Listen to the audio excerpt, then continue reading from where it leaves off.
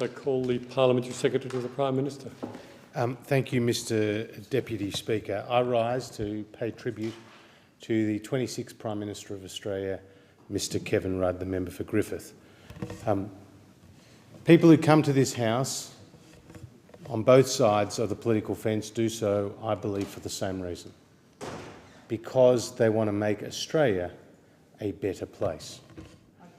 And by and large, they meet their aims.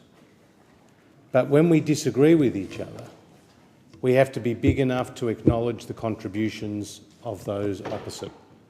And in fact, it was once said that all the good bowlers aren't on one team. There are good politicians and people of principle and values on both sides of politics. And at this point, I'd like to acknowledge the contribution that Kevin Rudd has made to not only the people of Griffith, but to the country as Prime Minister. And two particular areas of note. First, his apology in the National Parliament to the Aboriginal people of Australia. That was a very significant moment and it deserved bipartisan support. And the second is his deep and abiding and expert interest in foreign affairs. I've been a public critic of a number of things that Kevin Rudd has done in foreign policy and defence policy.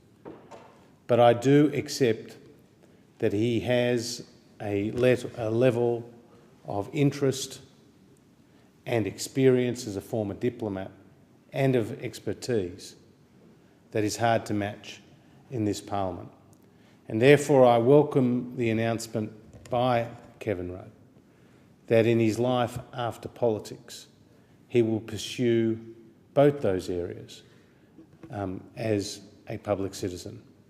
And I'm sure he will continue to make a significant contribution to the Indigenous population of Australia, as well as on the international stage, as he pursues his interest in foreign policy, in particular his knowledge and expertise around the rise of China. I would also like to pay tribute to his family.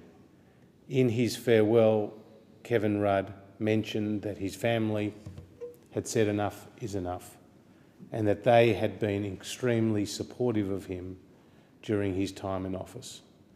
And members on both sides of this House know that they would not be here but for the support of their families. And so to his wife, Therese, to his children, Jess, Nick and Marcus, and to their extended family, I wish you all the very best. I wish Kevin all the very best for his career post-Parliament, and he can rest assured that during his time in office, there were things that he did that made Australia a better place. Thank you very much.